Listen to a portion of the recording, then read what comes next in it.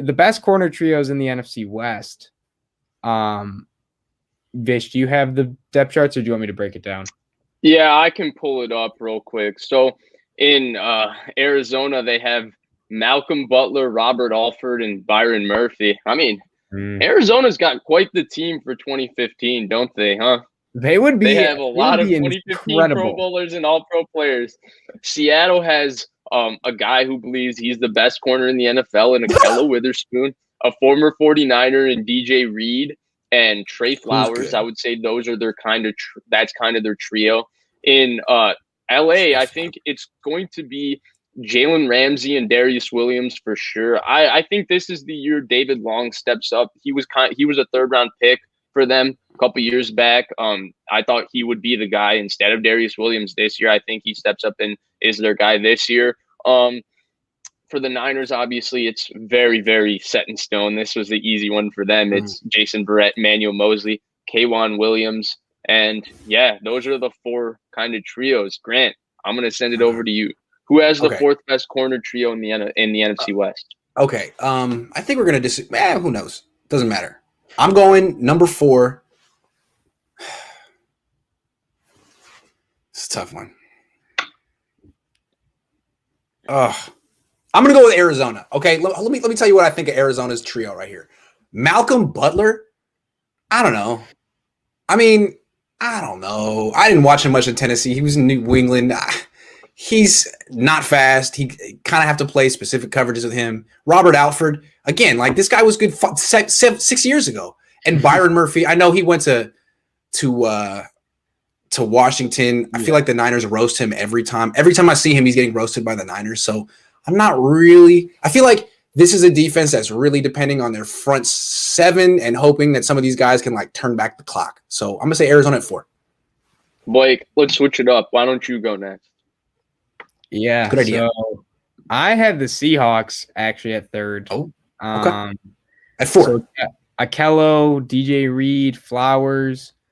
Yeah. So they didn't sucks. pay Griffin, which was kind of big news for them because he was, their number 1 there for a few years, and he got paid like $14 million to go to the Jags, which I guess I was shocked at how much he made there. He's not that good.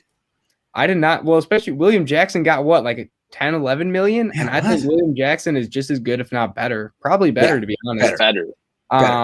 So I guess that was surprising, and maybe this will come back and be one of those Jag signings that we look back in 4 years and be like, Trent Baalke, why did we ever do this? But yeah, I'm going with the Seahawks. Now they do have someone who could be the best corner in the league if healthy. True. He is the best corner. Some would argue he's never been healthy before then, if that is the case. I'm just not the biggest fan of the Seahawks corners. I feel like ever since they lost Sherman, Byron Maxwell, their secondary just hasn't been all that great corners-wise. And I'm just not the biggest fan of their corners, I guess. I would have more faith in who the Cardinals have than who the Seahawks have. But again, I'm not the expert on, I'd say, anyone here in particular, but I'm just not the biggest fan of the Seahawks cornerbacks. And that's the bottom line. But Vish, who do you got? So this was actually one of the harder debates for me in my head because I think the NFC West has a clear distinction of 1, 2, and then I think 3 and 4 are amongst the worst in the NFL in terms of personnel.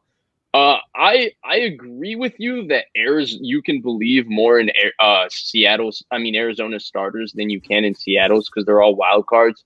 Yeah. But I went with Arizona at 4, and it's because of one reason and one reason only. We made fun of him earlier, but I think Ahkello Witherspoon actually has serious potential. I think he could make a difference to make Seattle comfortably 3. I don't think Malcolm Butler has anything or if anything left in the tank, and I frankly didn't think he was very good even his last year in New England. I was shocked he got that much money from Tennessee. Byron Murphy is a competitive player, not a great player. Robert Alford, same thing. Competitive player, not a great player. I mean, I think I'm going to pick at Seattle, obviously, at 3. There's a lot of problems with Trey Flowers, and DJ Reed is a tough competitor, but he is not a great player either.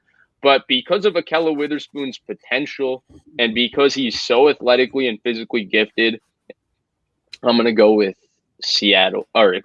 Arizona at 4. Yeah. Cool.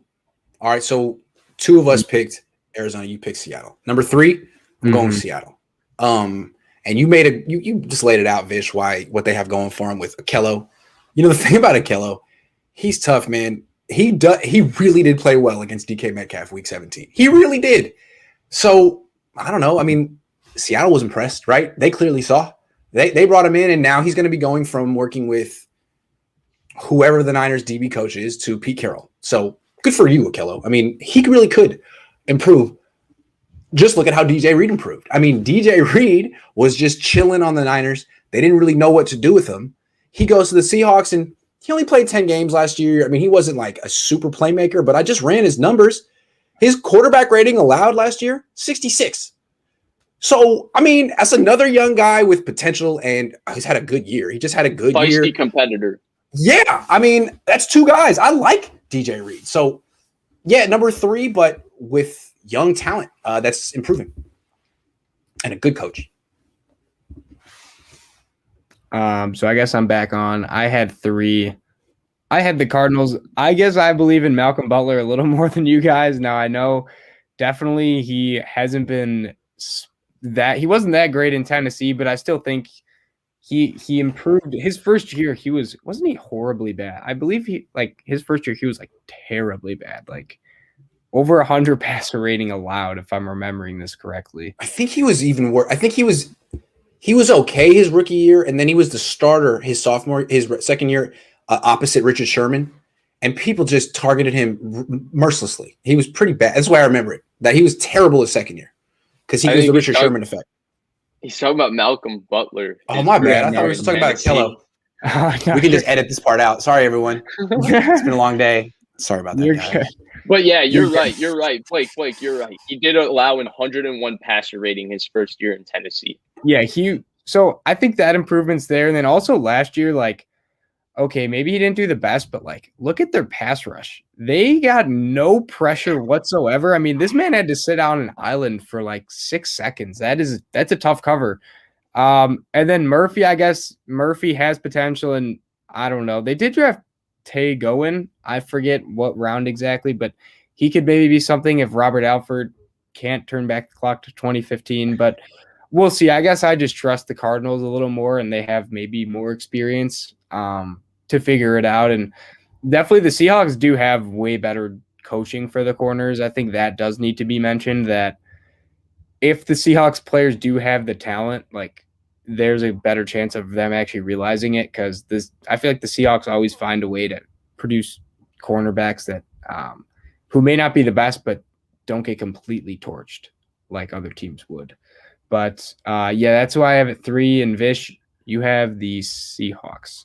Yeah, I have the Seahawks at 3. I'm just going to keep it brief because I think you guys hit all the points when you were talking about Seattle. I'm just kind of more bullish on Seattle's potential when you compare them to Arizona.